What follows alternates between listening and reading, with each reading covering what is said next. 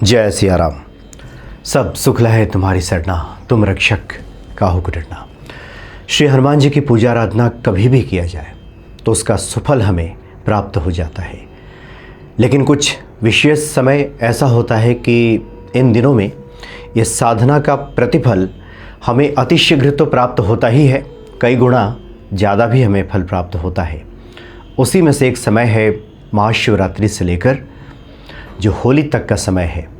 इसके पहले वाले वीडियो में हमने चर्चा की थी कि इन दिनों में भगवान शिव, प्रभु श्री राम और श्री हनुमान जी की आराधना किया जाए तो जो हमारी लौकिक कामनाएं हैं, जो भगवान शिव अतिशीघ्र पूरा कर देते हैं, ये सभी लौकिक कामनाएं हमारी पूर्ण हो जाती हैं इन दिनों में विशेष साधना अगर किया जाए तो।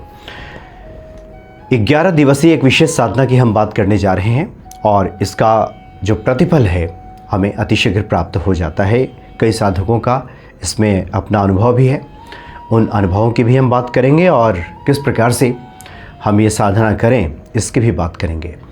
इसके लिए दिन का जो चयन करना है, दिन का जो चुनाव करना है कि कब से शुरू करें, तो होली से पहले जो भी मंगलवार या शनिवार आए तो वहाँ से इसकी गिनती शुरू करनी है और अगला 11 दिन जब पूरा हो जाए तो ये अनुष्ठान पूरा हो जाएगा।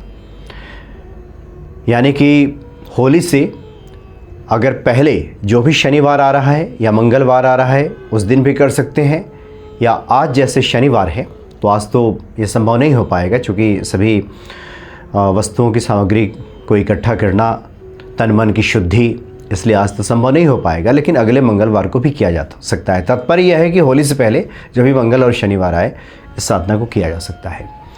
अब इसमें से एक भक्त ने अपना इसमें अनुभव हमें साझा किया है और ये कहा है कि उनके जीवन में धन संबंधी अभाव था। बहुत सारे ऐसे कार्य थे जो धन की कमी की वजह से पूरा नहीं हो पा रहा था और उन्होंने इस साधना को किया था और इससे उन्हें अतिशीघ्र फलों की प्राप्ति हुई और ये जो समस्या धन संबंधी है उनकी दूर हो गई।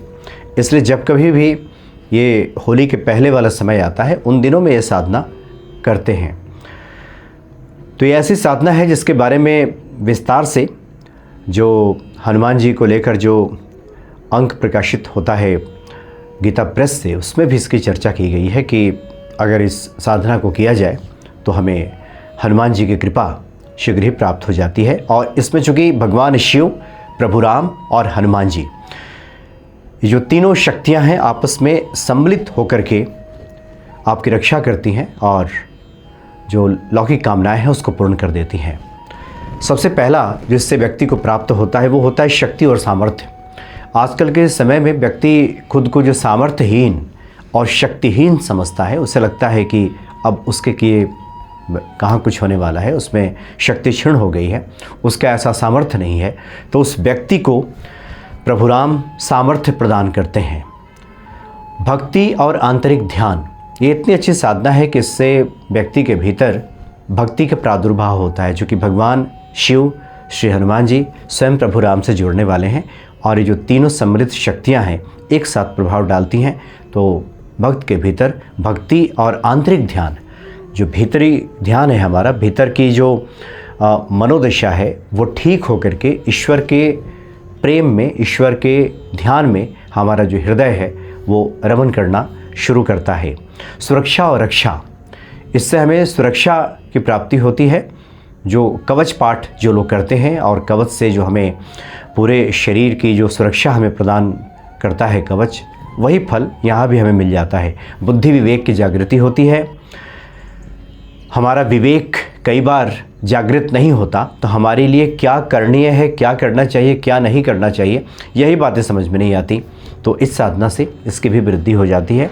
साथ ही स्वास्थ्य और आरोग्य की भी हमें प्राप्ति होती है। जो लोग भी बीमार हैं और चाहते हैं कि उनका स्वास्थ्य अच्छा रहे वो भी साधना को कर सकते हैं।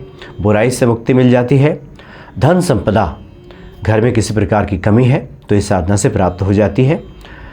ग्रह शांति, चूँकि ग्रहों को लेकर के बहुत से ऐसे लोग हैं जो ग्रहों के दुष्प्रभाव की वजह से जीवन में कई प्रकार का कष्ट झेलते हैं, परेशानियां झेलते हैं और उनकी भक्ति उस स्तर की, उस अवस्था की होती नहीं है कि उसका वो उचित प्रबंधन कर सकें। चूँकि ग्रह प्रारब्ध की वजह से जो हमें प्रतिफल दे रहे होते हैं, अगर इस जन्म का हमारा प्रबंधन, हमारी पूजा पाठ, उसको प्रबंध करने की हमारी जो भीतर की क्षमता है अगर ठीक है, तो ग्रह हम पर उतना बुरा प्रभाव नहीं डालते। लेकिन बहुत से लोग जो इन ग्रहों के चपेटे में आ जाते हैं, दुष्प्रभाव जिन पे ज़्यादा हावी हो जाता है, उन्हें इससे काफ़ी लाभ मिलेगा। और सुख समृद्धि कौन नहीं चाहता आजकल के समय में। कभी भी जो मनुष्य का मूल जो उद्देश्य है कि संसार के सभी सुखों का उपभोग करते हुए अंत में हम परम गति को प्राप्त हों, यह हर व्यक्ति की चाहत होती है। तो उन सभी चाहतों की पूर्ति से हो जाती है। लेकिन इसके लिए आवश्यक है कि घर में हनुमान यंत्र हो। हनुमान जी का विग्रह जो हम रखते हैं वो तो रहे, राम दरबार का फ़ोटो है वो भी रहे, लेकिन हनुमान यंत्र के सामने बैठ कर के अगर इसकी साधना की जाए, चूँकि जो यंत्र है वह ईश्वर का साकार विग्रह होता है, साकार स्वरूप होता है। जो यंत्र होता है, ईश्वर की जो साक्षात शक्तियाँ हैं उस यंत्र में समाहित हो जाती हैं। वो सिर्फ एक आकृति भर नहीं होती, सिर्फ ज्यामितीय आकृति भर नहीं है। जहाँ कहीं भी यंत्र को स्थापित किया जाता है उसकी सकारात्मक ऊर्जा चारों तरफ फैलती है और घर में सुख समृद्धि का वास होता है। इसलिए हनुमान जी के यंत्र के सामने बैठ कर के इसकी पूजा की जाए तो इससे शीघ्र ही हमें फलों की प्राप्ति हो जाती है। तो यंत्र रहे तो बहुत अच्छा है। व्यवस्था यंत्र की आप कर सकते हैं, कोई बहुत मुश्किल काम नहीं है, यंत्र आपको मिल जाएगा। तो इस प्रकार से मंगलवार या शनिवार का दिन का चयन करना है और पूजा के लिए जो भी आवश्यक वस्तुओं की आवश्यकता होती है वो सब आपको रखना है। हनुमान जी के पूजन के लिए इसमें चमेली के तेल का इसमें इस्तेमाल होगा। तो चमेली का तेल वैसे बहुत से लोग लिखते हैं कि आजकल कहाँ शुद्ध मिलता है, लेकिन फिर भी आप ढूंढेंगे थोड़े महंगे चमेली का तेल मिलता है, वो थोड़ा जो अच्छा वाला होता है तो वो ढूंढा जा सकता है। तो चमेली के तेल का दिया जलाना है। उसके बाद हनुमान जी को जो हम चोला चढ़ाते हैं सिंदूर, उस सिंदूर की भी व्यवस्था रखनी है। साथ ही फल मिष्ठान वगैरह की व्यवस्था रखनी है जब हम पूजन करेंगे तो। और रात्रि के प्रहर में इस पूजन को करना है। 11 दिवसीय ये रात्रि पूजन है। तो जो लोग भी शुद्ध सात्विक तरीके से रहते हैं, उनका खान पान ठीक है, वो सवेरे स्नान करते हैं, तो आवश्यक नहीं कि रात्रि में पुनः स्नान करें, कर लें तो ठीक है। आजकल गर्मी का मौसम की शुरुआत हो गई है, तो अगर ऐसा है तो फिर आप कर सकते हैं, और नहीं तो हाथ पैर धो करके भी इस अनुष्ठान को किया जा सकता है। तो सबसे पहले जहाँ पे हनुमान जी को आपने विराजित किया है, जहाँ पे यंत्र को आपने विराजित किया है हनुमान यंत्र को, वहाँ उनके सामने बैठ जाएं। और उसके बाद जो विघ्नों के स्वामी हैं, आमतौर पे श्री गणेश जी को विघ्न विनाशक लोग कह देते हैं, लेकिन विघ्न विनाशक इसलिए कहते हैं, एक कामचलाऊ शब्द है, बल्कि इस पे हम बात करेंगे। चूँकि जो गणेश जी हैं वो विघ्नों के स्वामी हैं। वो कैसे विघ्नों के स्वामी हैं? चूँकि स्वामी को जब हम आमंत्रित कर लेते हैं तो तमाम तरह की जो बाधाएं किसी भी कार्य में आती हैं वो बाधाएं दूर हो जाती हैं।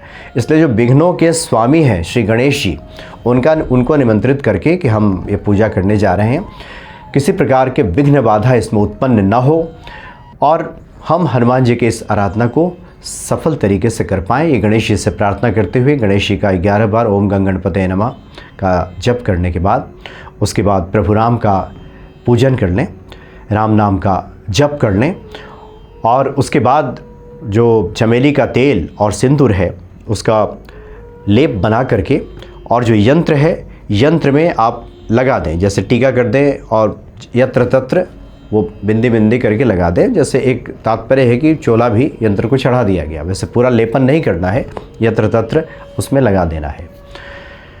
और उसके बाद जब ये पूजन हो जाए, मिष्ठान वगैरह आप अर्पित कर दें जिस प्रकार से पूजा किया जाता है। जो लोग पंचोपचार या षोडशोपचार पूजा जानते हैं, जनेऊ वगैरह भी रखें उसमें हनुमान जी को अर्पित करने के लिए।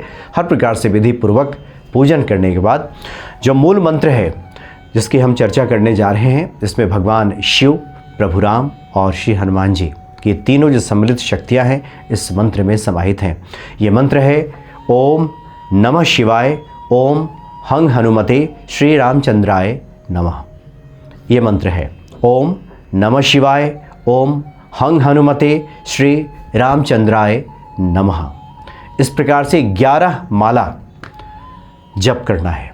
रुद्राक्ष की माला से या फिर रुद्राक्ष की माला ही सबसे बेहतर रहेगा। वैसे आप चाहे तो चंदन के माला से भी इस जप को कर सकते हैं, चूँकि रुद्र की शक्ति इसमें समाहित है। ओम नमः शिवाय भी इसमें कहा गया है, तो रुद्राक्ष ही हो तो ज़्यादा अच्छा है, चूँकि वैष्णव और शैव ये दोनों शक्तियों की पूजा रुद्राक्ष की माला से हो जाएगी। रुद्राक्ष की माला रहे तो ज़्यादा अच्छा है। ओम नमः शिवाय, ओम हंग हनुमते श्री रामचंद्राय नमः, इस मंत्र का जप करना है 11 माला। और विधि विधान की हम बात करें तो वहीं पे अगर व्यक्ति अपना आसन लगा करके सो जाए, रात्रि शयन वहीं पे करे और 11 दिनों तक इसी की पुनरावृत्ति करे, इसी प्रकार से पूजन करे और इसी प्रकार से मंत्र का जप करे। और जो भी हमारी लौकिक कामना है, अलग अलग व्यक्तियों की अलग अलग कामनाएं होती हैं, अलग अलग इच्छाएं होती हैं, अलग अलग परेशानियां होती हैं, तो उन परेशानियों का पहले ही संकल्प लेकर के चर्चा कर ले, हनुमान जी के सामने प्रार्थना कर ले कि हमें ये परेशानी है, हम इस लौकिक कामना के लिए ये हम करने जा रहे हैं। और उसके बाद जैसा संकल्प लेते हैं, हाथ में जल पुष्प लेकर के हनुमान जी का संकल्प लेकर के वहाँ गिरा के गणेश जी का प्रार्थना करके, राम जी का पूजन करके, हनुमान चालीसा का पाठ करके, और उसके बाद फिर 11 माला इसका जप करना है। 11 दिन जब ये पूरा हो जाए, मंगल शनि से आपने शुरू किया, 11 दिन जब पूरा हो जाए तो उस दिन कोशिश हो कि थोड़ी हवन सामग्री घर में ला करके और हम उसका 10% जितना हमने जप किया है, यानी दशांश हम हवन कर लें और उसका दशांश तर्पण कर लें और उसके बाद उसका दशांश मार्जन कर लें। तो हवन कर लिया, उसमें जल गिरा करके उसमें तर्पयामी करके तर्पण कर लिया और उसका जो 10% है उसका मार्जन कर लिया। और जो लोग ये नहीं कर सकते, बहुत बार होता है कि लोग फ्लैट्स में रहते हैं जहाँ पे अग्नि की व्यवस्था करना, हवन कुंड की व्यवस्था करना मुश्किल हो जाता है, तो उसके बाद इसके लिए फिर कुछ ज़्यादा माला का बढ़ा करके जप कर लें, इसमें 10 माला और आगे बढ़ा दें जितना आपने जप किया है, तो यही मान लिया जाता है कि आपने उसको पूरा कर लिया। और क्षमा प्रार्थना श्री हनुमान जी से करें।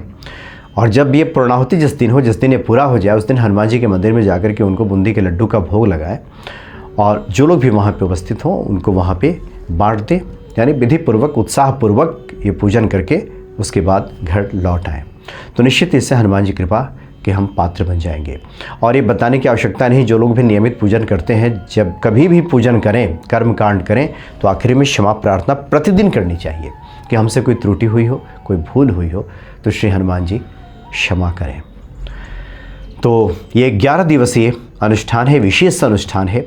जिस किसी को भी अवसर लगे और लगता हो कि हनुमान जी की कृपा की बहुत आवश्यकता, और किसको आवश्यकता नहीं है, इस संसार का ऐसा कौन प्राणी है जो जिसे हनुमान जी की कृपा की आवश्यकता नहीं है, जो कि सुख अगर कहीं चाहिए तो फिर हनुमान जी की शरण में ही मिलेगा। लौकिक सुख जो हमारा है, जो 4 पुरुषार्थों की बात की गई है, ये क्रमशः जीवन में आनी शुरू हो जाती है। कई बार कुछ लोग कहते हैं कि लौकिक कामना क्यों, ईश्वर से तो कुछ मांगना नहीं चाहिए, वो भी उनके भाव ठीक है, लेकिन जिनको चाहिए, जो इस संसार सागर को पार पाना चाहते हैं, जिनके संसार में कुछ कर्तव्य निर्धारित हैं, निहित हैं, जो पूरा होने बाकी हैं अभी, उसको भी तो पूरा कराने वाले श्री हनुमान जी ही हैं।